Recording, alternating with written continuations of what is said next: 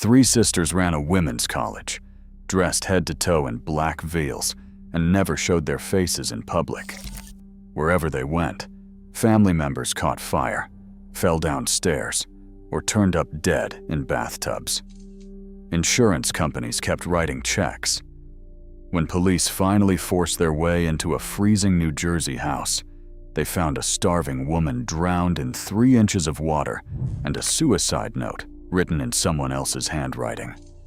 The sisters had been paying the premiums for years. Who kills their own niece on a 2-week lease? Before we dive into the story, what is the darkest case you have ever heard or experienced?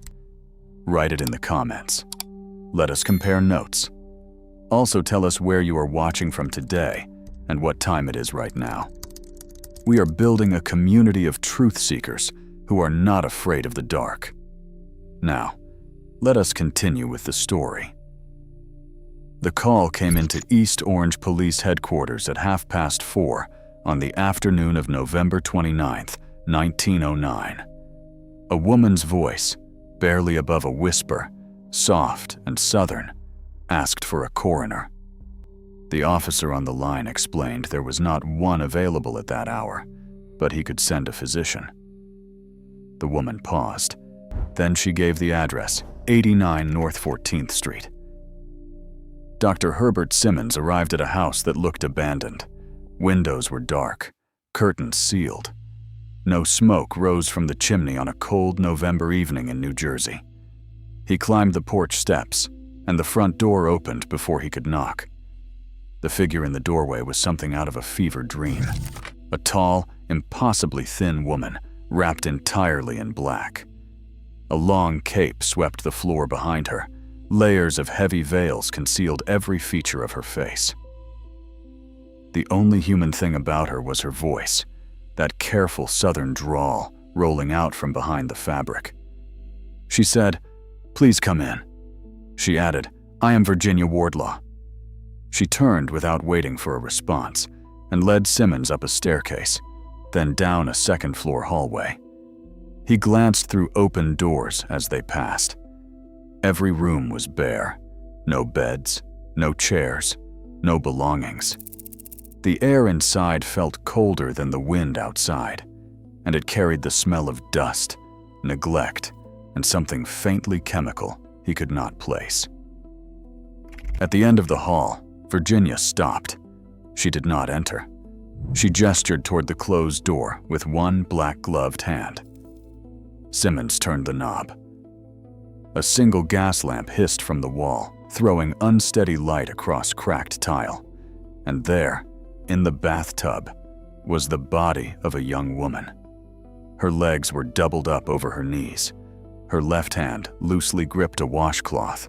Her face was submerged beneath the waterline. She was emaciated, so thin that every bone pressed outward against her skin. On the floor beside the tub, a pile of clothing sat neatly folded. A note was pinned to the fabric. Simmons leaned closer and read the final line. "Rejoice with me, for death brings me a blessed relief from pain and suffering greater than I can bear." It was signed O. Sneed. He stepped back into the hallway. Virginia Wardlaw stood exactly where he had left her. He asked how long the body had been there. She offered nothing. He asked why she had waited to call. She said her niece had asked for privacy in the bath, and she had simply respected the request. For 24 hours. Simmons walked to the nearest telephone and called the police station. He reported the death as an apparent suicide, but with circumstances that demanded a detective. The barren house. The veiled woman who answered no questions. The full day of silence before a single call was made. Something here was deeply wrong. And the deeper anyone looked into the life of Virginia Wardlaw and her 2 sisters, the worse it was going to get. Every monster has a beginning that looks nothing like the ending. The Wardlaw sisters began theirs in the red clay country of Georgia, born into a family so respectable it could have been carved from marble. Their father, John Baptist Wardlaw was a man whose name opened doors across the South. A minister, a former justice of the South Carolina Supreme Court, a Confederate loyalist with deep roots in the genteel traditions of the antebellum world. He married Martha Elizabeth Goodall in 1845, and together they raised 6 children in the kind of household where education was a religion unto itself and appearances were maintained the way other families maintained their land. 3 of those children were daughters. Caroline, born around 1848, was the eldest. Mary followed in 1849. Then came Virginia, born in 1852. There were also 2 brothers and a younger sister, Bessie. But it was the 3 eldest girls who would eventually bound themselves together so tightly that the outside world could not tell where one ended and the next began. All 3 were remarkably well educated for women of their era. Virginia, in particular, distinguished herself. She studied at Wesleyan Female College in Macon, Georgia, and became fluent in Latin and Greek. She was considered one of the most progressive educators in the South, a woman who believed girls deserved access to science laboratories and constitutional history, not just needlework and etiquette. Caroline pursued education as well, though her career would be interrupted by instability that followed her like weather. Mary, quieter than her sisters, married a man named Fletcher Tillman Sneed and settled into domestic life in Oglethorpe, Georgia. Caroline married Colonel Robert Maxwell Martin, a prominent Confederate officer and businessman. For a time, the family looked like exactly what it claimed to be: wealthy, connected, devout.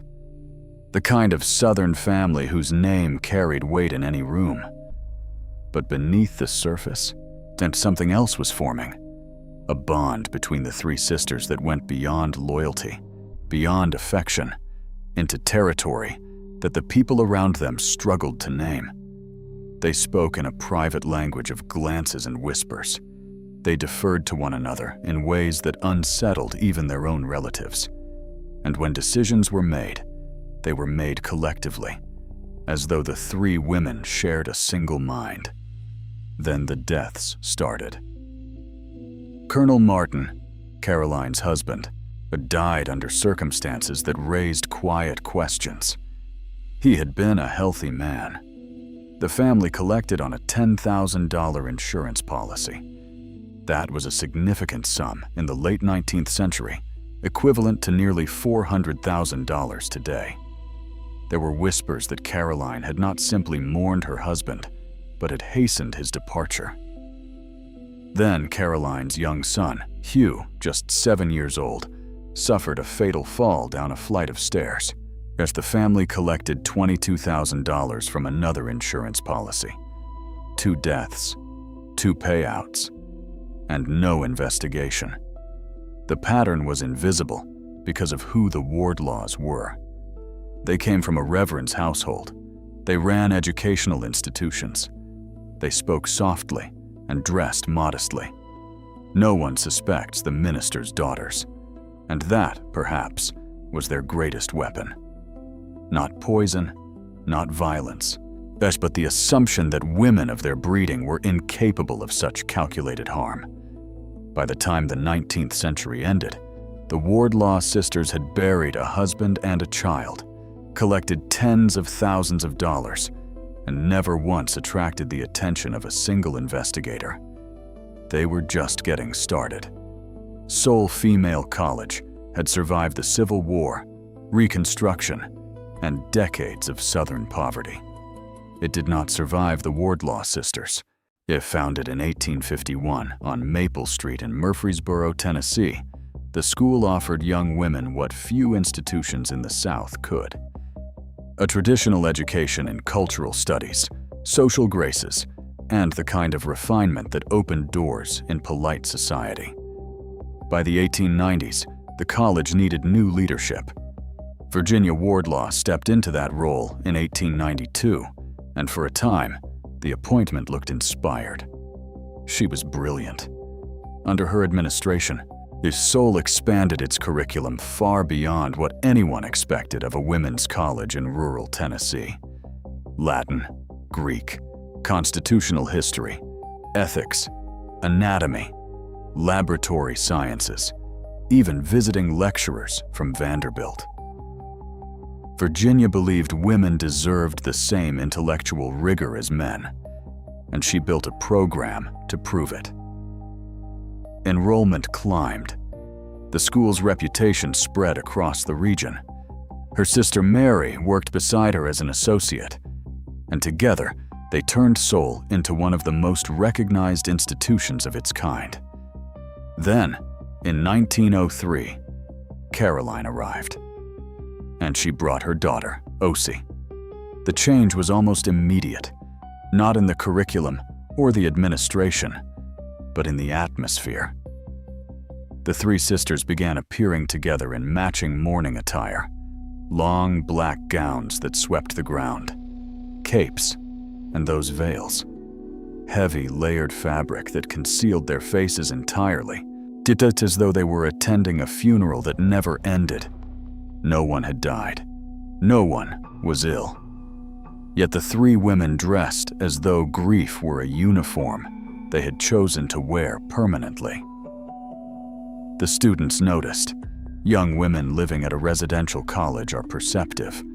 They whispered about strange sounds at night, about the sisters wandering the campus grounds by candlelight in their flowing black dresses.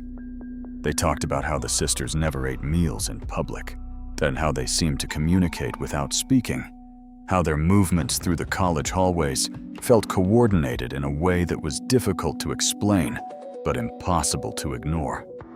Rumors spread. Some students claimed the sisters were practicing something occult.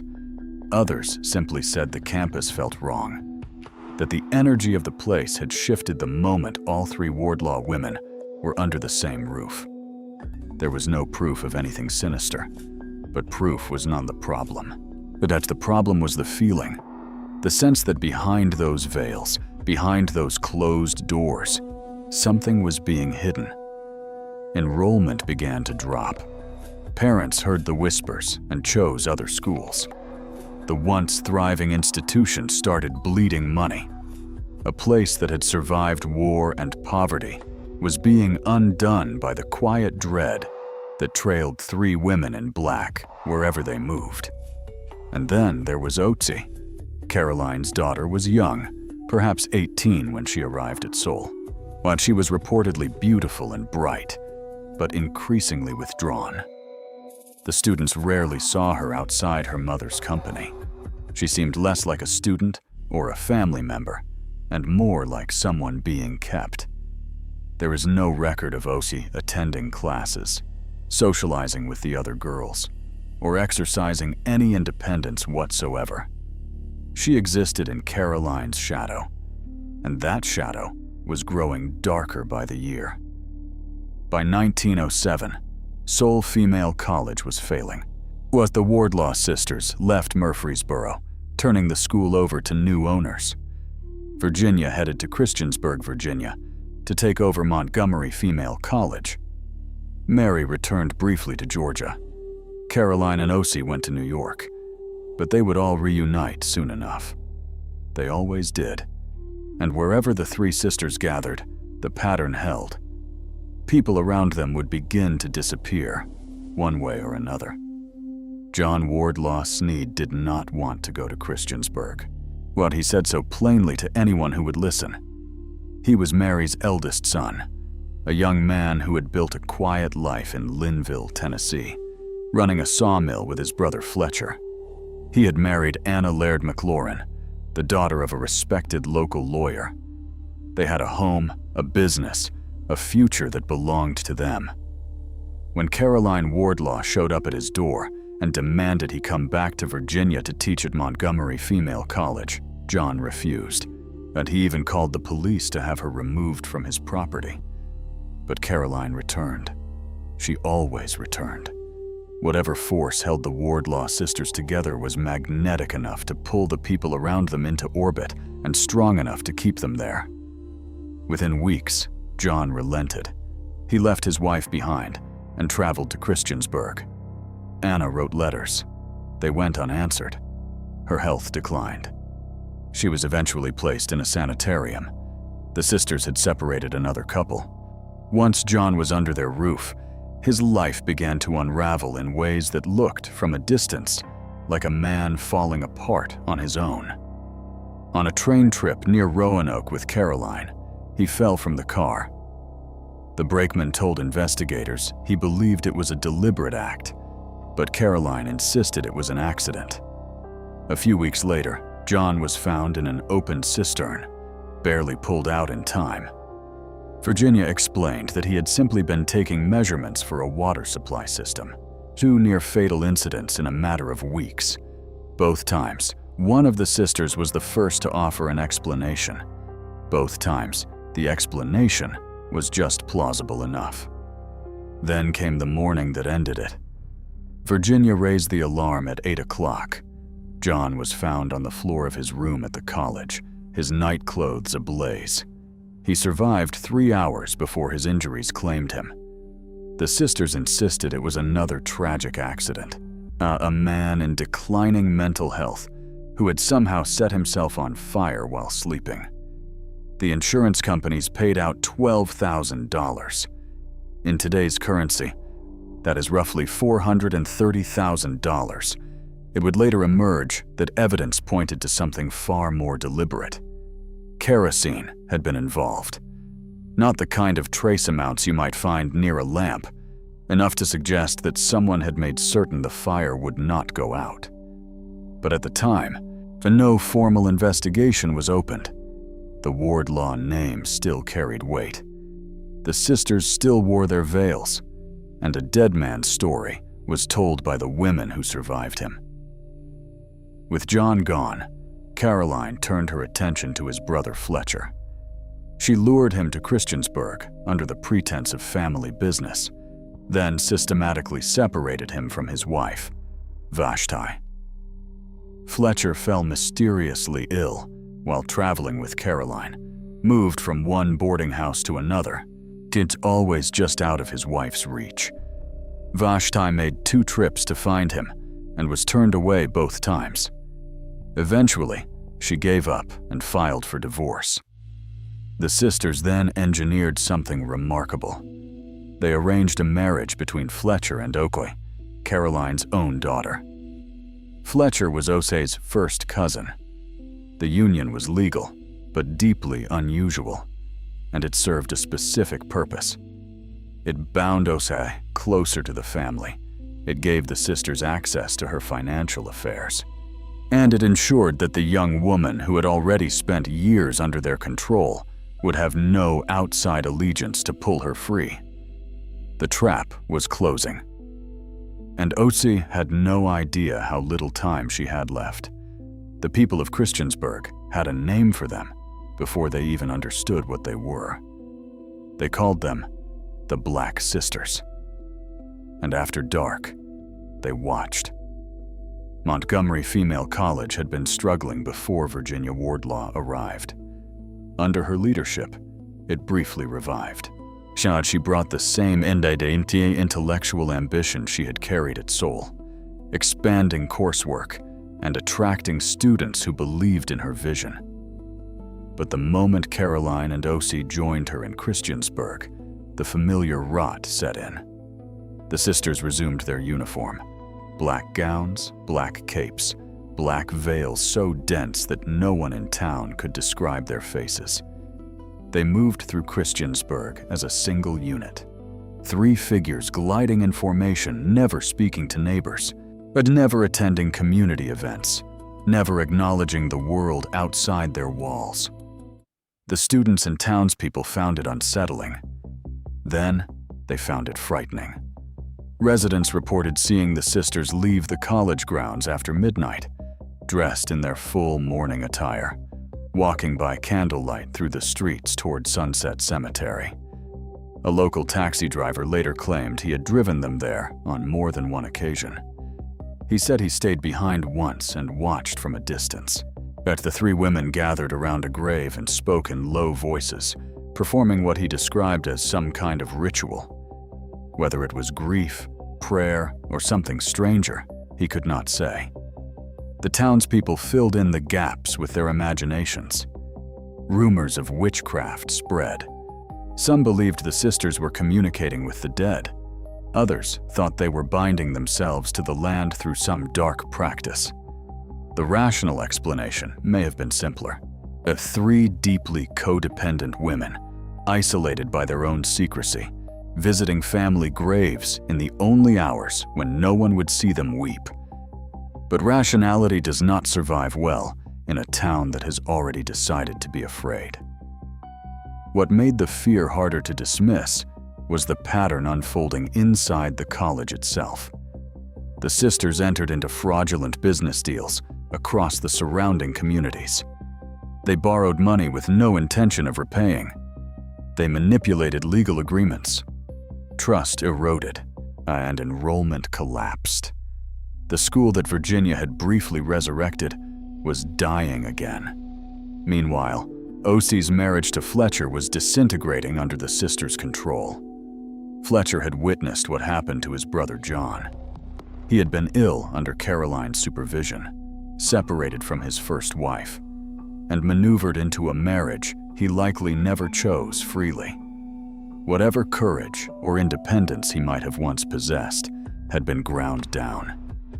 When the pressure became unbearable, yet he disappeared entirely, fleeing to Canada under an assumed name. He would not resurface until a newspaper reporter tracked him down years later.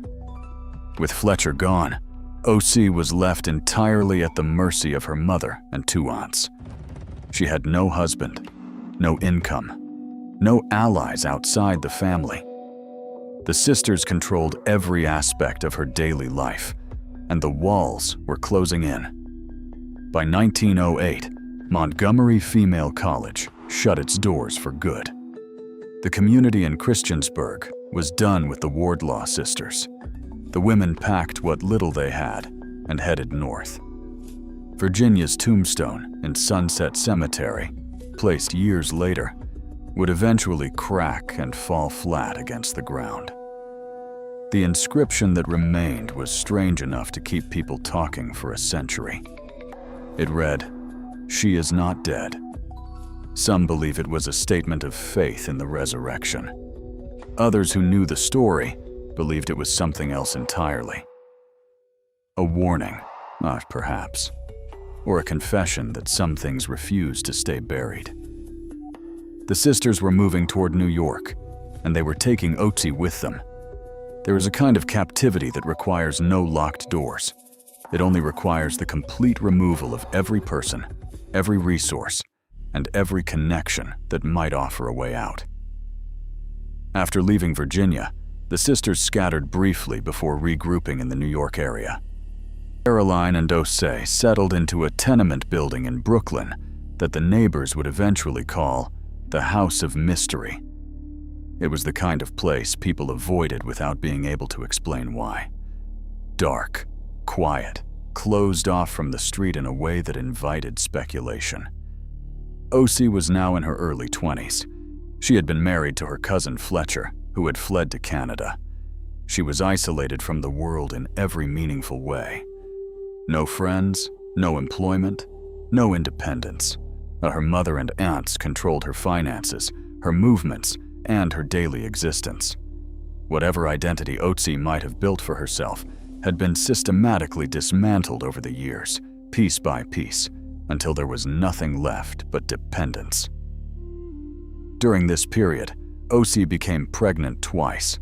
Her first child did not survive infancy. The circumstances surrounding the loss remain unclear in the historical record, but the neighbors in Brooklyn noticed enough to grow suspicious.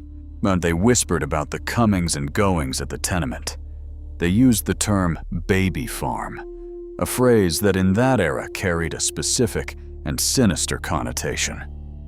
Years later, when investigators examined the building, they discovered small bones in the furnace. No formal identification was ever made, and the origin of those remains has never been definitively explained. Her second child, a daughter named Mary Alberta, was born in 1908. She survived longer than the first, but not by much. The child's health deteriorated under conditions that investigators would later describe as severe neglect. Mary Alberta died before reaching her second birthday. With both children gone and her husband vanished, Osi had nothing left to anchor her to any life outside the sisters' control. And that was precisely the point. The sisters had been busy. While Osi wasted away, they took out life insurance policies on her. Not one, several. The total coverage amounted to $32,000, a sum equivalent to nearly $1 million in modern currency. The premiums were expensive, and the sisters were broke. They had no income, no institutional backing, no savings. Records later revealed that they went without food themselves in order to keep up the payments. They were literally starving alongside the woman they intended to profit from. The difference was that their hunger was voluntary. Osi's was not. Or they also administered morphine. Whether they framed it as medicine or comfort, the effect was the same. Osi became dependent, weakened, and increasingly unable to resist or flee. She was being hollowed out from the inside, her body failing under the combined weight of malnutrition and chemical sedation. Investigators would later try to reconstruct a timeline of Osi's final months. What they found was a woman who had become a ghost long before she died. She appeared in no public records. She attended no social functions. She saw no doctors. The last known photograph of Osi alive shows her in bed, gaunt and pale, holding an infant. Her eyes are open but vacant, as though the woman behind them had already departed. The sisters had spent years engineering this moment. They had removed every person who might have protected Osi. They had stripped her of health, autonomy, and hope. All that remained was the final act, and for that, they needed one more house. A cold, empty house in New Jersey, leased for exactly 2 weeks. The suicide note pinned to Osi Sneed's clothing was convincing enough to fool a physician for about 10 minutes. It did not fool the detective who arrived an hour later. Sergeant William O'Neill reached the house on North 14th Street as night was falling. Virginia Wardlaw met him at the door in the same black veil, the same caustic tone, demanding to know why police had come. O'Neill pushed past her objections and began examining the scene. The bathtub, the body, the note, and the house itself, which told its own story. A 2-week lease, no belongings, no food in the kitchen. A property chosen not for living, but for staging. The note was poetic in a way that felt rehearsed. It spoke of lost children, a missing husband, suffering too great to bear. The final line asked the reader to rejoice that death had brought relief. But the handwriting troubled investigators from the start. It did not match samples of Osi's writing. The phrasing was too composed for a woman who had been drugged and starved to the point of physical collapse. Then they found the others. In Caroline's possession, police discovered multiple suicide notes, all written in the same hand, all following the same style and structure. Pre-written drafts, waiting on the shelf like scripts prepared for a performance that had not yet been scheduled. Yet the implication was staggering. The sisters had written Oki's final words for her, possibly long before the night she died. They had composed her grief, manufactured her despair, and pinned it to her clothing like a costume. The insurance investigation confirmed the financial motive. $32,000 in life insurance policies on a woman with no income, no employment, and no assets of her own. The premiums had been paid by the sisters, who had gone hungry themselves to keep the policies active. The timing of Osie's death was not accidental. It fell on the last day of the 2-week lease. Whatever happened in that bathtub, it happened on a deadline. A newspaper reporter accomplished what the police had not. He tracked Fletcher Sneed to Canada, where Osie's husband had been living under a false name, working a low-wage job, hiding from the family he had escaped. Fletcher confirmed that he had fled the sisters' control, but denied any involvement in his wife's death. He also revealed that Caroline had visited him shortly before Osie died, though the purpose of that meeting was never made clear. Witnesses in East Orange came forward with another detail.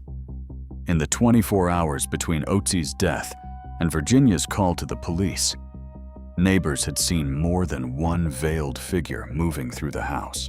While the implication was that the sisters had been present together, managing the scene before anyone was notified. They had a full day to arrange the body, place the note, and align their story. By December 22, 1909, all 3 Wardlaw sisters were indicted for murder. Mary was located quickly. Caroline evaded authorities for over 2 weeks before she was captured. The case became a national sensation, filling newspaper front pages from New Jersey to Tennessee to Georgia, when reporters descended on every town the sisters had ever lived in, interviewing former students, neighbors, and business associates. The picture that emerged was one of decades-long manipulation, financial fraud, and a trail of suspicious deaths stretching back to the 19th century. The public wanted answers. The courts would try to deliver them. But the Wardlaw sisters were not finished performing. The trial would prove to be as bizarre as the crimes themselves. The courtroom had seen criminals before. It had never seen anything like the Wardlaw sisters. From the first day of proceedings, the 3 women arrived in their full mourning regalia. Black gowns that pooled on the courtroom floor, capes draped across their shoulders, veils so heavy that the judge, the jury, and the gallery could not see their eyes. They sat in a row, motionless, like figures from a painting no one had asked to see. The press loved it. The sketch artists captured their silhouettes for newspapers across the country. The public devoured every detail.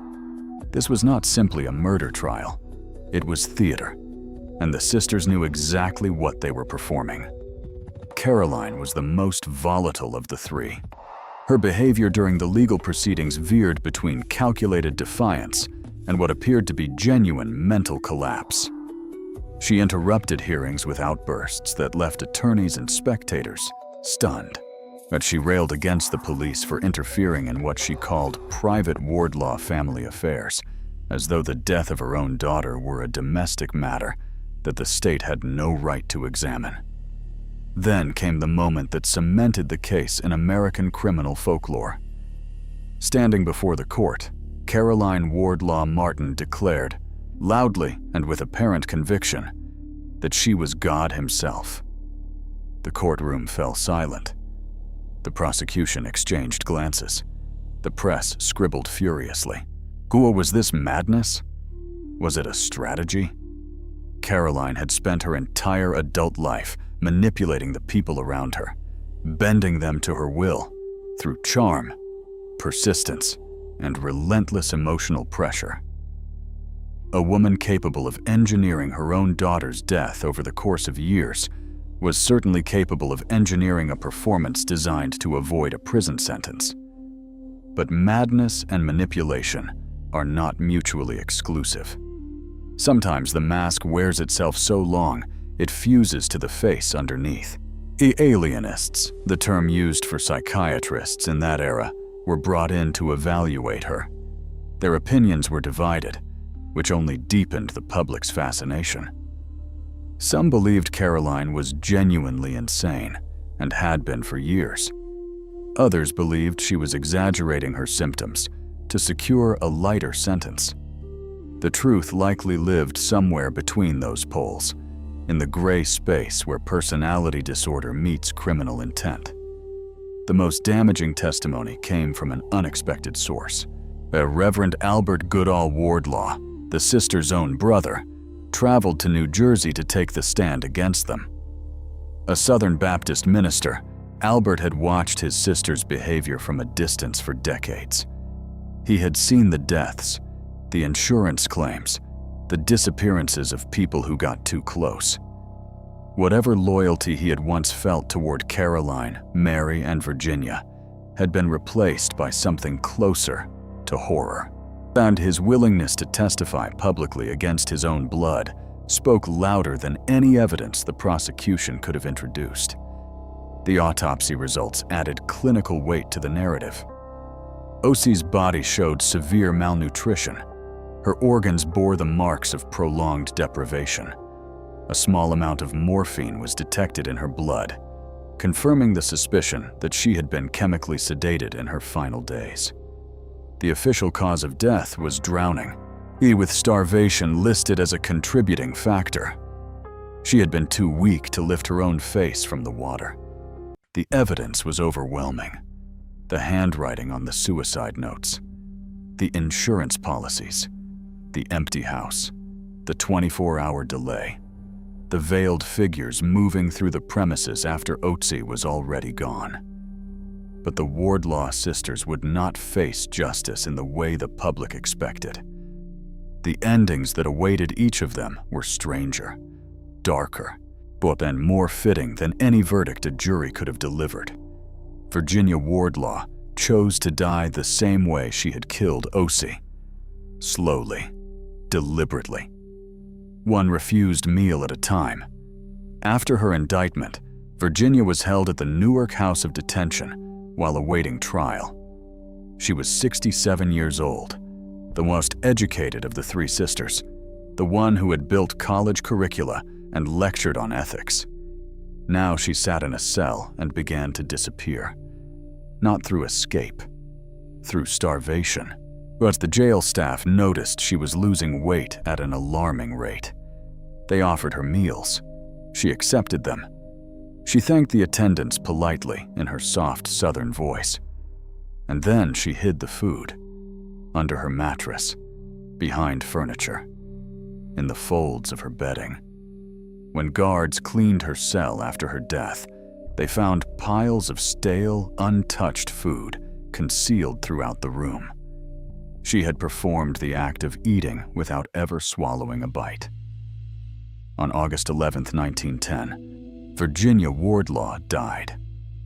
The official cause was listed as general decline, but the jail staff had no doubt.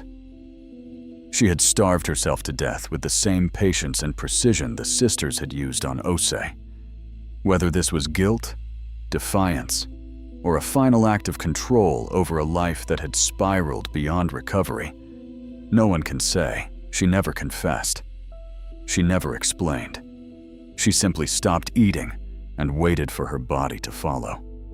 Her brother, Reverend Albert Wardlaw, was at her side when she passed. Whatever words passed between them in those final hours were never recorded. Caroline's path was different, but no less strange. Faced with the weight of evidence against her, she eventually accepted a plea bargain. She pleaded guilty to a reduced charge of manslaughter and was sentenced to 7 years in the New Jersey State Prison in Trenton. The woman who had declared herself God in open court was now inmate number whatever the state assigned her. But prison did not hold her long. In May of 1912, Caroline was declared mentally unstable and transferred to the New Jersey State Lunatic Asylum, also in Trenton. She died there on June 20th, 1913.